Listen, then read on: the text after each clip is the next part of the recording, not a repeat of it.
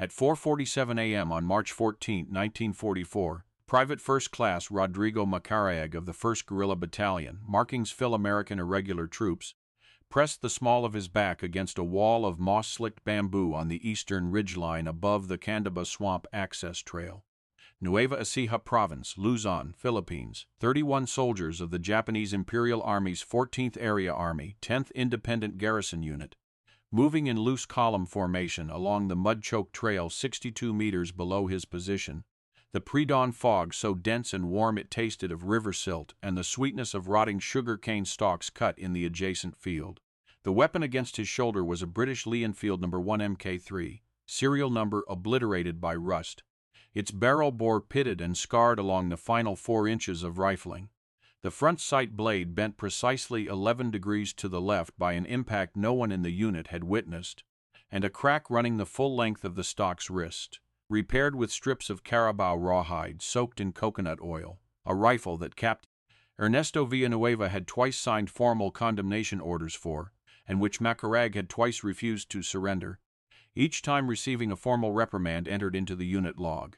His nearest friendly support element, Sergeant Eliseo Buenaventura and 3 riflemen, was positioned 240 meters to the northwest, separated from him by an open Kogan field that the rising light would soon render completely exposed. In exactly 4 minutes and 30 seconds, Rodrigo Macaraeg would fire 11 rounds from that condemned rifle into the column below him, and 11 men would fall without a single shot wasted.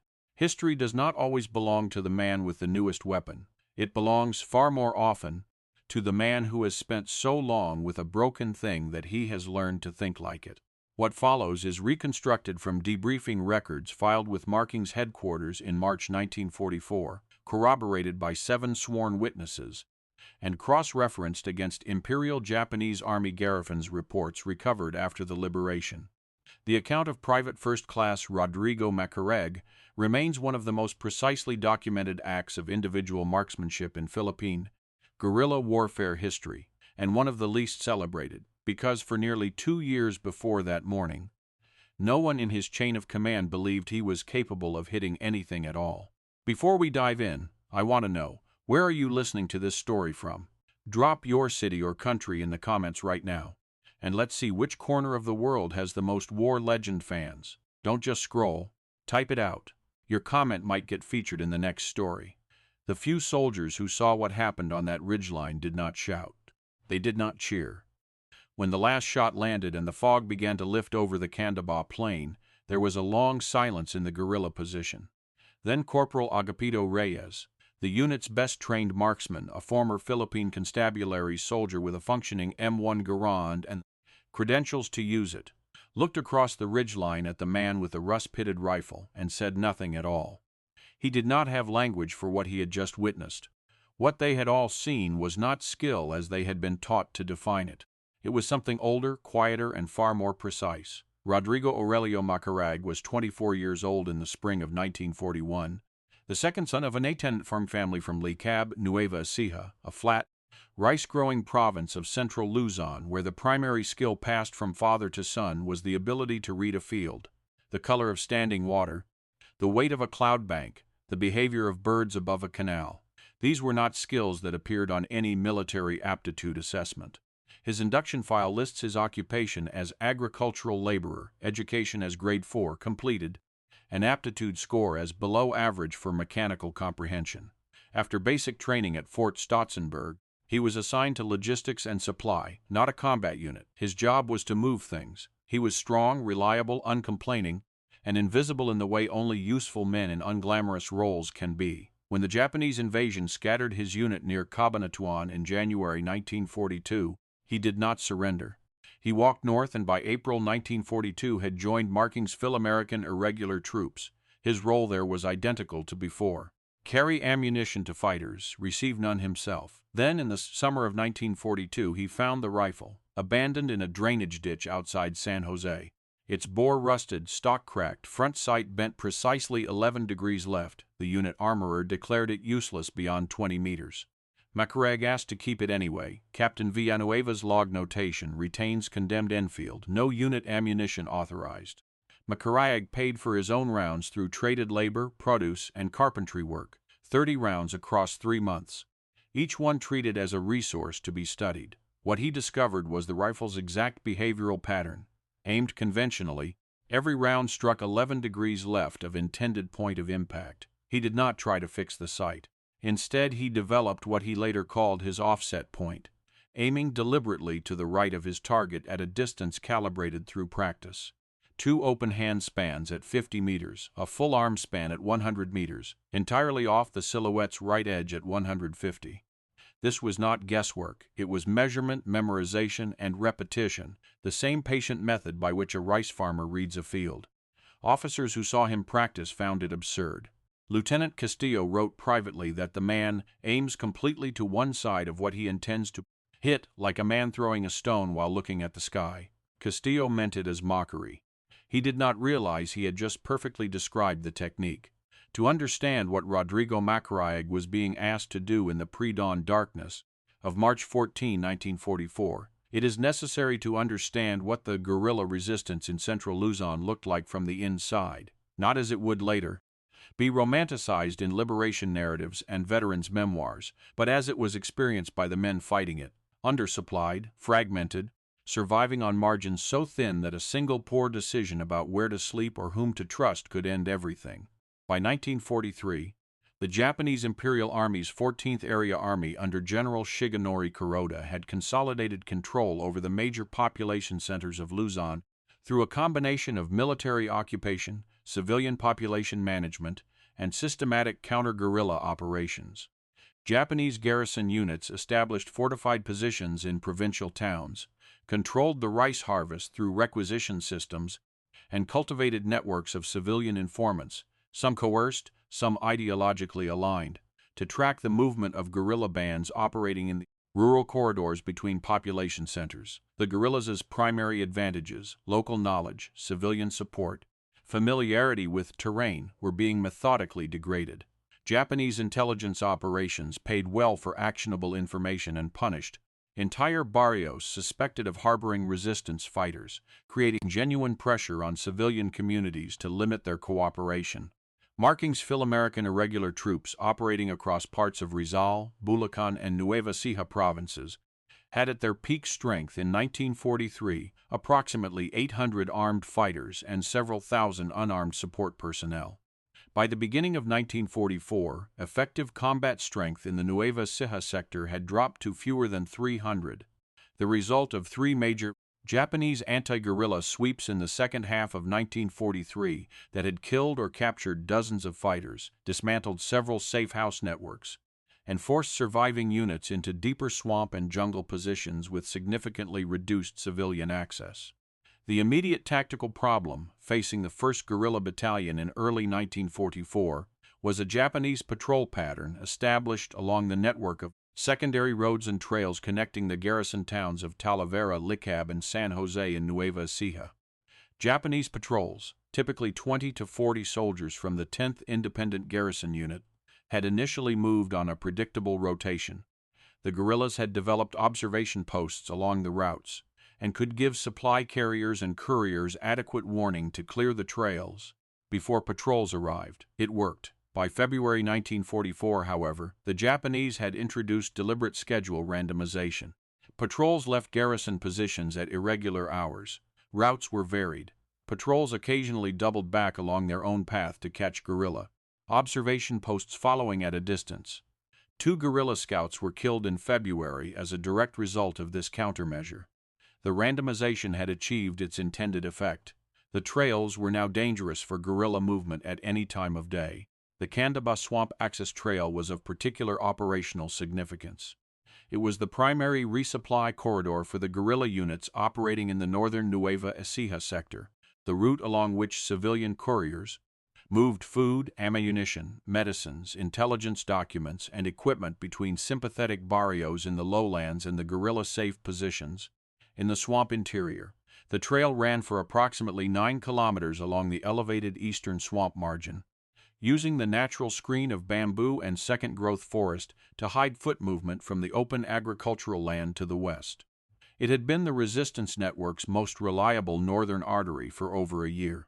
Japanese effective control of that trail did not require continuous physical occupation. The constant, unpredictable threat of a patrol appearing without warning was functionally equivalent. The trail could not be used. Supplies were not moving. The northern sector units had been on reduced rations since January. Civilians who had been making 3 or 4 weekly runs as couriers had stopped entirely, not from lack of willingness, but because 3 carriers had been stopped at Japanese checkpoints in December 1943 and not seen again, and no one with a family could be asked to continue after that. Captain Villanueva's operational assessment, filed with Markings headquarters in late February 1944, was direct. The trail had to be cleared through a sustained ambush campaign, or the entire northern sector supply system had to be rerouted through an alternative path that reconnaissance had already assessed as longer, more exposed, and significantly more dangerous for carriers.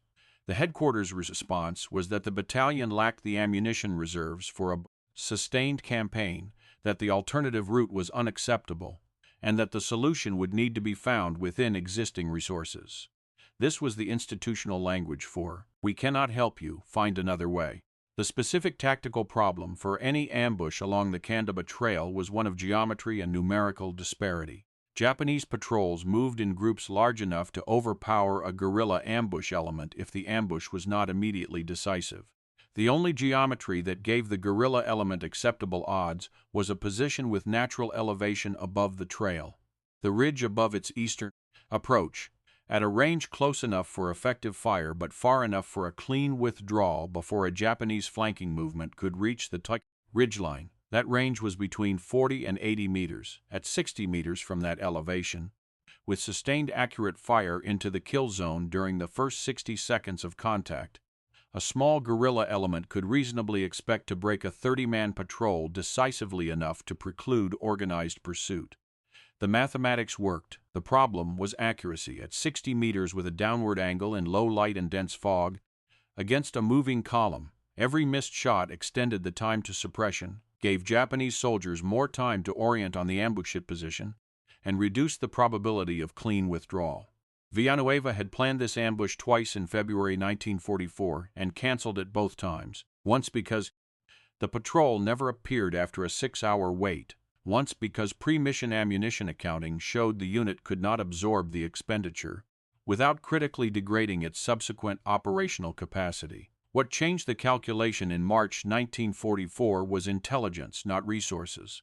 A civilian contact named Florencia Mangawang, a woman who worked as a cook in the Likab Japanese garrison mess and had been passing information through the courier network since mid-1943, reported that one patrol platoon commander had quietly abandoned the randomized schedule for his assigned trail section and reinstated a fixed pattern, departing the Likab garrison checkpoint at 4 a.m., reaching the Candaba Trail junction at approximately 4:30 a.m., completing the circuit and returning by sunrise, 3 times per week. Mangawang's intelligence was assessed as highly reliable. She had provided accurate information on 12 previous occasions. Villanueva scheduled the ambush for March 14, 1944. The first canceled ambush in February had cost WWII more than time. It had cost him the thin residue of credibility he had never fully possessed. He had been on the ridge for the full 6 hours of the first wait, unmoving, while the 3 primary shooters rotated in and out of alertness, 2 of them sleeping in shifts through the middle hours of the night. When the cancellation order came, passed by hand signal from Sergeant Buenaventura at the base of the ridge slope, WWII had been the last to move, partly because the transition out of 6 hours of concentrated stillness required a physiological moment to complete, and partly because he understood the discipline of making no noise during a ridgeline descent in the dark. By the time he reached the rally point, the mood among the primary shooters was the particular irritable exhaustion of men who have been cold and alert for something that did not happen. It was Corporal Reyes, the Garand shooter, the unit's best-trained marksman, who said it first, loudly enough to be heard by everyone at the rally point, including WWII, "Why is he even up there? Waste of a ridge position. That rifle can't hit anything, and he can't hit anything with it." WWII did not respond. He secured his rifle, adjusted the rawhide wrapping on the stock crack, and waited in silence for the order to move out.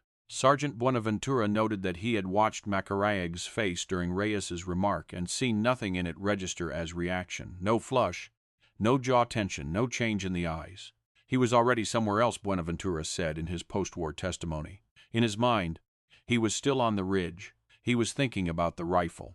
The second canceled ambush produced a sharper institutional confrontation. Lieutenant Castillo, who had taken over planning coordination after Villanueva was redirected to a supply crisis, reviewed the ambush element roster and filed a formal written objection to Macaraeg's inclusion. The document is preserved in the unit records. PFC Macaraeg's weapon is condemned by unit armor assessment. His inclusion in the firing element creates risk of weapon failure under stress, degraded fire discipline at the secondary position, and potential disruption to primary element coordination.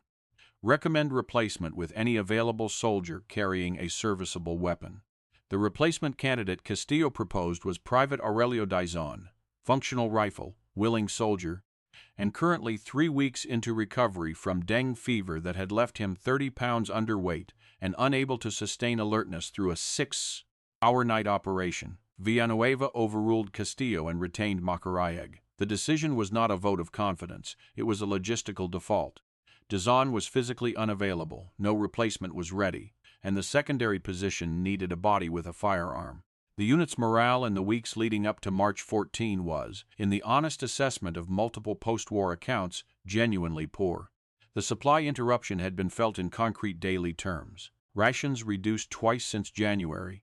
Soldiers developing infections from minor wounds that could not be treated because medical supplies were exhausted.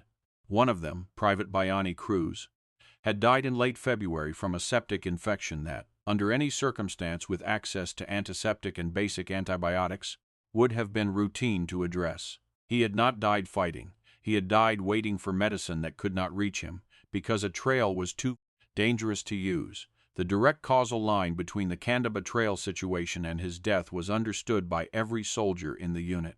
It was felt by all of them in the particular way that preventable loss is felt differently from combat loss. In this context, the March 14 operation carried weight beyond its tactical objective. A failed ambush, broken off contact, ammunition depleted, pursuit forcing the unit deeper into the swamp, would have been psychologically corrosive in ways difficult to recover from. Corporal Reyes understood this. His dismissal of Macaraeg was not personal malice but professional pragmatism. He had seen what happened when an ambush element entered contact with unreliable equipment and less than trained shooters. In the final pre-mission briefing, conducted by Buenaventura with Villanueva present, Reyes asked quietly whether the secondary firing positions could be restructured to move Macaraeg's position further back on the ridge. Outside the primary kill zone, Buenaventura said no. The ridge geometry required a shooter at the swamp edge anchor point, and that position was Macaraeg's. If his rifle blows apart on the first shot, Reyes said, keeping his voice level, we lose a position at the worst possible moment. If his rifle blows apart, Buenaventura replied, he will deal with it. No further argument. The element moved to the ridge in darkness, reaching positions by 4:15 a.m. The fog sat thick and warm in the swamp bowl below and spilled up the slope in slow rolling tendrils. Macaraeg settled into his firing depression, a natural hollow between two heavy bamboo clumps, arranged his 11 rounds in a line beside his right knee in the dirt, and oriented his body not toward the trail's center line but at his 11 o'clock, the instinctive compensation for the left bent sight that was by now years automatic. He had been in position 4 minutes when the first sounds came from the south.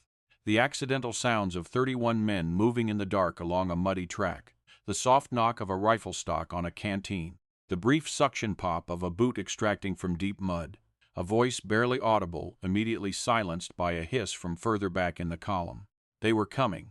The sound of a military patrol moving through pre-dawn darkness is not dramatic. What reaches a waiting fighter's ears first are the accidental sounds, the inadvertent contact of equipment, the involuntary noises of physical movement, the half-sounds of 30 men trying to be quiet and failing in the particular small ways that 30 individual human bodies cannot avoid. These sounds travel far in still, humid air. They arrived at Macaraeg's position a full 90 seconds before the first Japanese soldier appeared below. He heard them at 4:44 a.m. He did not move. He was already in his firing position, the infield stock bedded against his right cheekbone at the precise contact point that years of practice had calibrated as his consistent reference. He was not looking at the trail. He was looking at a bamboo stand on the opposite side of the trail, his 60-meter aiming reference. Positioned 2 open handspans to the right of the trail's near edge. When a target appeared at 60 meters, with his front sight blade resting on that bamboo stand, the round would land at the target's center mass. He had verified this hold across 6 separate practice sessions, expending 22 rounds at that precise distance and achieving 19 center mass impacts. Sergeant Buenaventura was positioned at the center of the ridge firing line, 40 meters to Macaraig's left and slightly higher on the slope, with line of sight to all 5 shooters. His role was to initiate the ambush. His shot was the signal for simultaneous fire from all positions. No one fires until Buenaventura fires. The first Japanese soldier came into view at 4:46 a.m., then the second. The column opened along the trail in loose combat interval formation 3 to 5 meters between each man, the lead element alert and scanning, the middle and rear elements moving with the practiced economy of soldiers who had walked this trail many times and found nothing. Macaraig counted 8 soldiers visible. 12, 17, 21. The column was spread through the kill zone. He confirmed his front sight was on the bamboo reference. He was ready. Then came a sound that was not part of the plan. From Corporal Hilario's direction, the Thompson submachine gun, the element's highest volume weapon, came a sharp metallic click, a bolt riding forward on a defective cartridge and failing to chamber. Not a shot. A failure to feed. In the absolute stillness of a pre-dawn ambush position, with 31 alert soldiers 60 meters below, that click had the acoustic quality of a dropped iron pot in a silent room. One Japanese soldier in the middle column stopped walking. He turned his head toward the ridge, scanning. He had not yet identified what he had heard, but his body was already in the early stages of transitioning from walking to threat response. In 4 seconds, perhaps 8, he would either resume walking or call out. If he called out, the column would scatter and the ambush would collapse into a close-range running engagement in the dark. Buenaventura made the only available decision. He fired. His shot cracked the pre-dawn air and hit the patrol's column leader near the center of the formation. The leader dropped. The column erupted. Japanese soldiers shouted, broke laterally off the trail in both directions. Some left toward the swamp edge, some right toward the opposite hillside. Reyes's Garand opened immediately, its semi-automatic mechanism producing the distinctive rapid crack-crack-crack-crack of aimed shots placed fast into a scattering target array. Santos's Lee Enfield added its slower bolt-action rhythm. Hilario was clearing his Thompson jam. And at the southern end of the kill zone, the trail section closest to the swamp, 12 soldiers who had been walking in loose trailing formation were not breaking laterally. They were moving forward, pushing toward the sound of the rest of their unit, compressing. The instinctive human response to sudden disorienting danger, pressed toward other people, toward familiar voices, toward the unit ahead. The gaps between them were closing.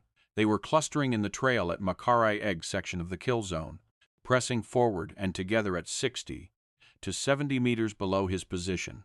In the clinical language of infantry ambush doctrine, this behavior is called bunching. It is regarded as one of the ambush's most favorable conditions, because a compressed column presents a denser, slower target array. Macaraig had never read ambush doctrine. He understood bunching the way he understood everything about his environment, by watching it, filing the observation, and acting on it without deliberation. He fired. The first shot went exactly where it was intended to go. Macaraig's front sight was on the bamboo reference point, not on the soldier, never directly at what he was shooting at. The nearest man was 62 meters away, moving forward at a half-run, rifle at the carry, helmet low. Macaraig had the man's shape in his peripheral vision, while his focused eye held the bamboo reference. He applied the trigger pressure he had learned across months of self-funded practice. Not a pull, not a jerk, but a slow, even compression that broke the shot at a moment he could not have precisely predicted in advance, because that unpredictability was the technique. A shot the shooter himself cannot anticipate will not produce the muscular anticipation flinch that pulls rounds offline. The infield's trigger required 12 pounds of pull to break, nearly double the standard specification. the result of a corroded sear surface Aguilar had never had replacement parts to address. WWII had calibrated his grip pressure to that trigger the way a musician adjusts touch to an instrument that resists. The shot broke. The rifle drove back into his cheekbone with the familiar pressure he had trained himself to accept without reaction, not flinching into it, not pulling away from it, simply receiving it as one phase of a 4-beat cycle that had no wasted motion. The soldier at 62 meters dropped as though the bones had been removed from his legs simultaneously. Center mass hit, left side of the chest. Through the dispersing powder smoke, thin and acrid in the foggy air, WWII was already working the bolt. WWII worked the bolt. Rear, up, forward, down. 4 beats, unhurried, his right hand performing the sequence in the rhythm established by practice. A second soldier was at 65 meters, running forward. A third at 70 meters, 3 meters behind. His body registered the range difference before his conscious mind finished processing it. At 70 meters, the offset reference adjusted fractionally right, 1 thumb width beyond the 2-hand span hold, compensating for the additional distance. He fired at the second soldier down. The third man had seen the second fall and was breaking right, off the trail, into the wall of shoulder-high kogan grass at the swamp edge. WWII tracked him through the sight picture.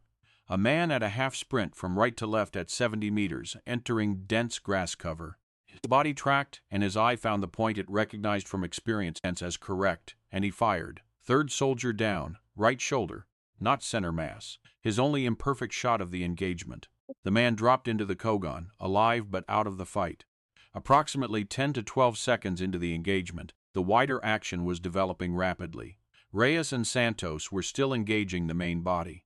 Hilario had cleared his Thompson jam and was adding controlled short bursts.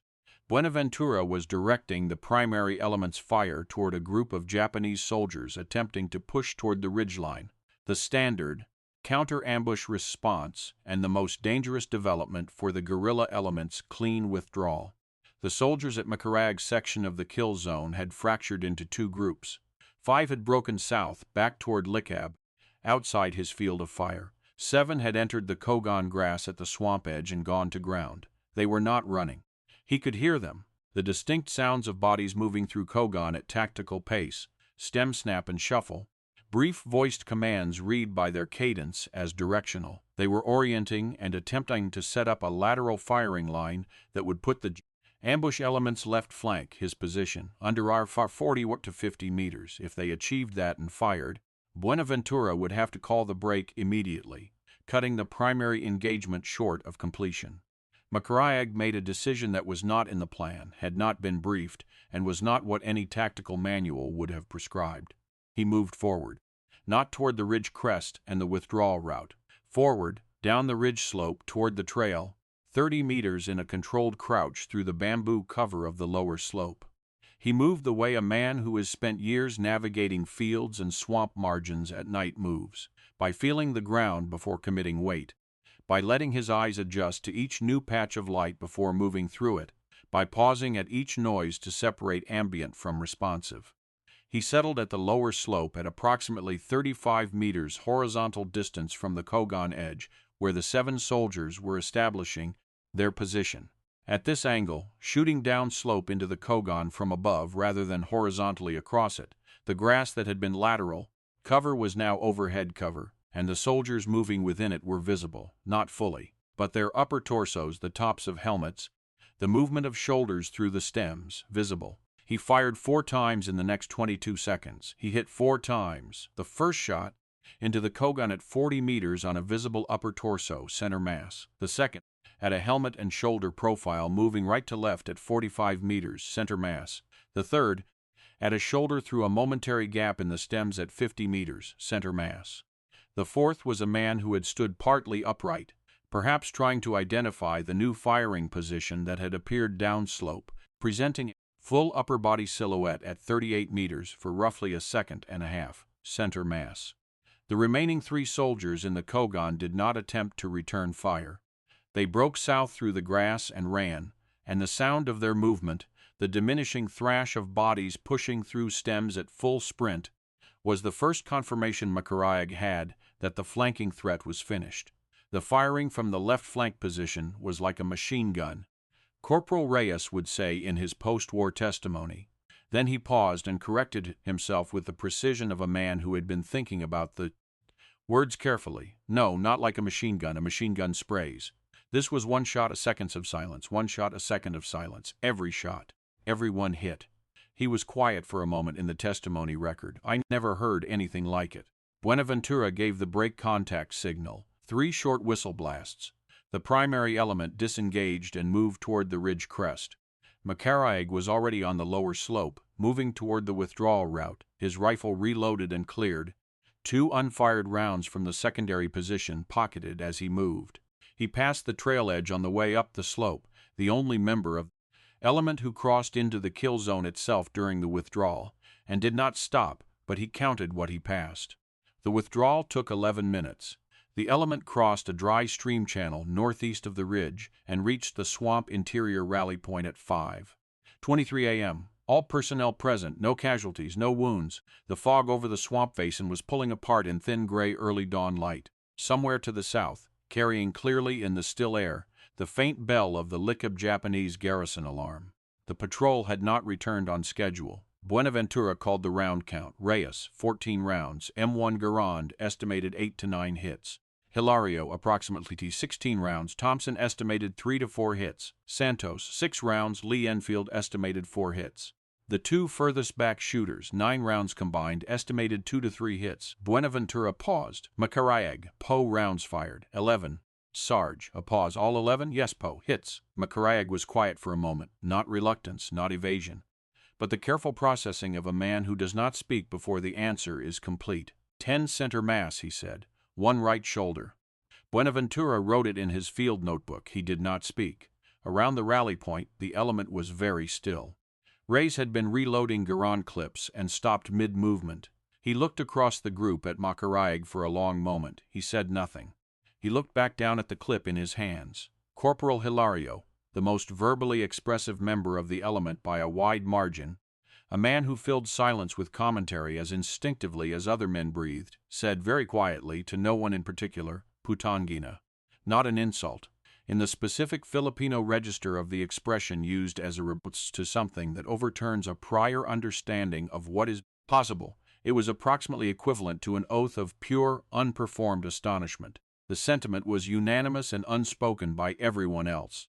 From a condemned rifle, from the man no officer had trusted with a primary position, from a weapon the armorer had recommended discarding for scrap. 11 rounds, 10 perfect hits, 1 acceptable miss. The entire secondary kill zone cleared and neutralized. The flanking threat eliminated. The withdrawal enabled cleanly. 0 shots wasted. The engagement's results were confirmed over the following 48 hours through civilian intelligence. Florencia Mangawang, the garrison cook whose patrol schedule intelligence had made the March 14 operation possible, passed word through the courier chain that the 10th Garrison Unit had returned 11 bodies to the Likab garrison, that the patrol's surviving members had reported ambush by an unknown strength guerrilla force from the ridge above the Candaba Trail, and that the garrison commander had immediately suspended all pre-dawn patrol operations pending a security review. The review, her sources indicated, was likely to produce a decision to abandon the Candaba Trail circuit entirely in favor of daylight-only patrols along wider, more defensible roads.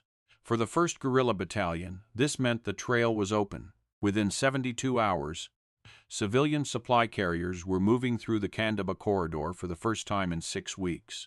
Medical supplies reached the northern sector. Replacement equipment came through. The ration situation improved within a week.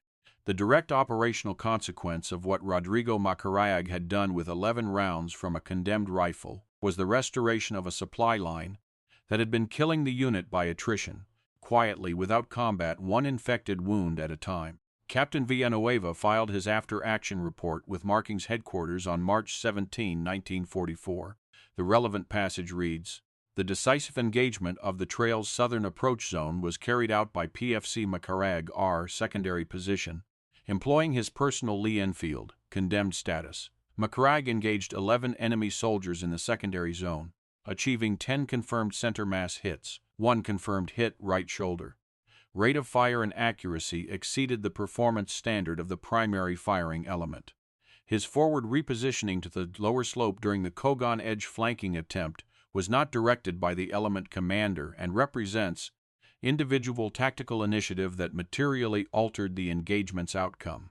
Recommend immediate redesignation from secondary to primary shooter, formal unit commendation, and authorization of full unit ammunition allocation.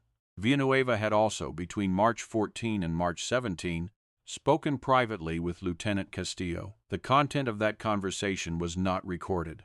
Its nature can be inferred from Castillo's subsequent behavior. On March 18, he formally revisited and updated his previous written assessments of Macaraeg's equipment. While barrel bore condition and sight alignment remain non-standard, effective engagement range in practice significantly exceeds initial armorer assessment. Operator's compensatory aiming technique is consistent and demonstrably reliable within operational parameters. Condemnation order maintained for general issue. Weapon retained by PFC Macaraeg for individual use as operator-specific equipment. It was, by any measure, the most reluctant formal acknowledgement of proficiency in the unit's surviving records. It contained no praise and offered no withdrawal of the condemnation's formal status. It was written in the precise language of a man ensuring his concession was as narrow as the facts absolutely required, but it was a concession, preserved in the permanent record, and it stood. Corporal Reyes's response was simpler and more complete. On the evening of March 14, at the unit's safe house, he found Macaraeg cleaning his rifle and sat down beside him without speaking through several minutes of silence. Then he said, "Show me how you do it, the aiming." Macaraeg raised the rifle and showed Reyes the reference point, the front sight resting two-hand, spans right of the intended target, the eye disciplined to hold a focus point that appeared entirely wrong, the knowledge of the weapon's specific deviation replacing the knowledge of conventional sight alignment entirely. Reyes looked through the sights for a long time without speaking. Then he handed the rifle back. "I could not do that," he said. Not as an excuse, as a factual statement about how his training had shaped his eye. "You aim at what you're shooting at," Macaraeg said. "Yes." "I aim at what the rifle needs." Reyes considered this for a moment. "That's not marksmanship." "No," Macaraeg agreed. "It's something else." He never gave it a name. The unit named it for him. In the informal way soldiers name things that resist official terminology. They called it Tiwala sa Baril, trust in the rifle, not faith that the rifle would perform correctly. Faith that it would perform exactly as it always did, predictably wrong, reliably compensated for, and deadly in the hands of the one man who had taken the patience and the 30 painstakingly acquired rounds to understand it completely. Macaraeg was formally redesignated from logistic support to the primary firing element on March 20, 1944. He was given authorization for full unit ammunition allocation for the first time in his guerrilla service. He did not request a replacement rifle. Rodrigo Macaraeg survived the war, serving through 17 documented engagements between March 1944 and the Japanese surrender in August 1945. Consistently the highest hits per round ratio in the unit, always with the same condemned rifle. The final unit log entry, dated August 16, 1945, reads in the armorer's hand, Lee Enfield No. 1 Mk3 condemned. Barrel bore pitted, front sight bent 11 degrees, stock cracked. 11 confirmed kills, March 1944 alone. Retained. He returned to Licab. He returned to rice farming. He rarely spoke of the war and never, by any recorded account, claimed distinction for what he had done in it. No one ever doubted him again.